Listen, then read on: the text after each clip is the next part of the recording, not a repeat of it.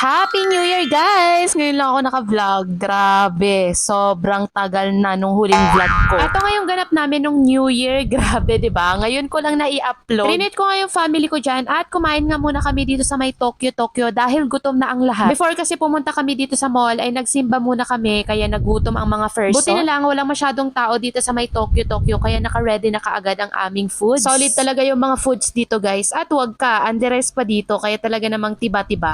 Isa din kasi sa binabalik-balikan ko dito sa Tokyo ay yung ramen nila. Napakasarap. Tapos yung red iced tea, grabe. Napaka-refreshing. Tapos yung ambience pa, napaka-peaceful para talaga kaming nasa Japan. Charis! At fast forward ko na nga yung video na to habang kumakain kami para hindi masyadong matagal ang vlog na to. At syempre habang kumakain kami, hindi talaga mawawala ang mga chismisan. At etong anak ko, hindi naman halatang gutom na gutom kasi kita mo naman talaga namang, ayan, tinakam na ang ramen na yan. At mas marunong pang humawak ng chopstick yan kesa sa akin. Paano ba naman araw-arawin ang pag-chopstick sa bahay kaya talaga namang natuto na.